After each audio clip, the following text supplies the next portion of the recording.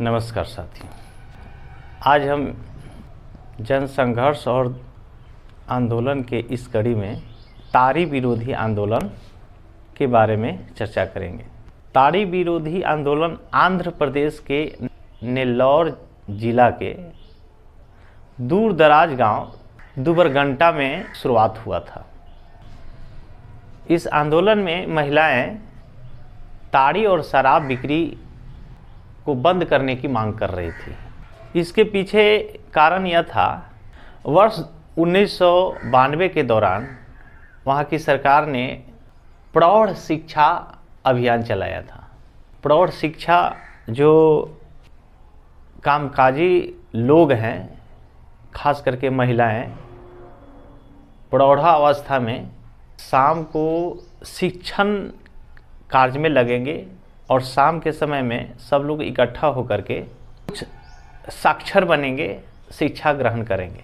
तो देखा गया कि इसी क्रम में बहुत सारी महिलाएं अपनी घर की समस्याओं को बात शेयर करने लगी और बहुत सारी महिलाएं उसमें जुटने लगी, पंजीकरण कराने शुरू हो गई और अपने शिक्षा ग्रहण के दौरान अपने घरों के जो पुरुष थे उनके द्वारा शराब और ताड़ी की लत लग जाने के कारण शारीरिक और मानसिक और आर्थिक रूप से कमज़ोर हो जाने, नैतिक रूप से भी पतन होने का और कमज़ोर होकर घर गृहस्थी चलाने में असमर्थ होने लगे और पुरुष सहयोग करने से पीछे हटने लगे।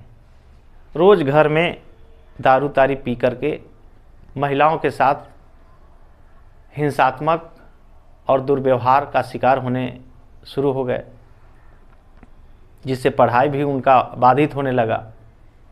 बच्चों की पढ़ाई, घर की आर्थिक स्थिति कमज़ोर होने लगे, क्योंकि शराब और ताड़ी से या नशा के शिकार जो पुरुष होते हैं सबसे ज़्यादा प्रभावित महिलाएं ही होती है, क्योंकि महिलाएं ही घर के सारा जिम्मा उठाती है, बच्चों को देखभाल, पढ़ाई लिखाई, और उनको आर्थिक सहयोग न मिलना और रोज़ घर में मारपीट का शिकार होना, दुर्व्यवहार का शिकार होना, बच्चे पर बुरा प्रभाव पड़ना,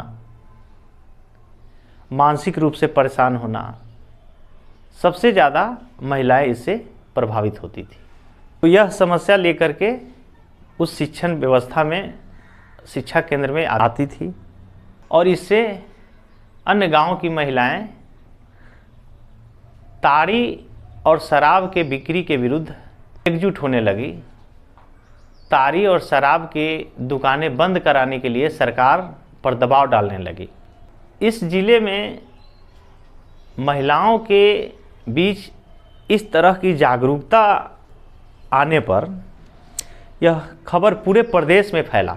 इसके चलते करीब 5000 गांवों के महिलाओं ने एकजुट होकर के इसका आंदोलन छेड़ दिया और ताड़ी पर प्रतिबंध संबंधी एक प्रस्ताव लेकर के वहां के जिला अधिकारी को ज्ञापन सौंपा गया। यह खबर पूरे प्रदेश में फैल गया और इससे और भी जो आंदोलन करने वाले समूह थे, लोग थे, इस आंदोलन को बढ़ चढ़ करके सपोर्ट किया, समर्थन दिया और यह ताड़ी विरोधी आंदोलन महिला आंदोलन का एक हिस्सा बन गया। इसका मुख्य नारा था, ताड़ी की बिक्री बंद करो। इस साधारण नारे ने पूरे प्रदेश के सिर्फ महिलाओं को जीवन को ही प्रभावित नहीं किया, बल्कि इसने व्यापक सामाजिक, आर्थिक, राजनीतिक मुद्दों को भी देश के सामने लोकतांत्रिक सरकार के कार्यशैली पर भी प्रश्न चिन्ह खड़ा किया। बाद में महिलाओं द्वारा संचालित ताड़ी विरोधी आंदोलन कानूनी सुधारों से हटकर सामाजिक टकराव के मुद्दे पर खुले तौर पर विरोध करने लगी। यही कारण था कि 1990 के दशक में महिला आंदोलन ने समान राजनीतिक प्रतिनिधित्व की बात उठाकर अपने लिए स्थानीय नगर निकायों में और तीसरी स्तर की सरकार में, स्थानीय सरकार में अपना प्रतिनिधित्व सुनिश्चित कराया। 73वां और 74वां संविधान संशोधन अधिनियमों द्वारा सरकार ने महिलाओं को 1/3 आरक्षण की व्यवस्था की, जिसके परिणाम स्वरूप लोकल सरकार में, स्थानीय सरकार में महिलाओं का प्रतिनिधित्व और भागीदारी बढ़ते चला गया। और इससे प्रभावित होकर के बिहार सरकार ने भी 2005 में 50% यानी आधा हिस्सा स्थानीय सरकार में महिलाओं की भागीदारी सुनिश्चित की।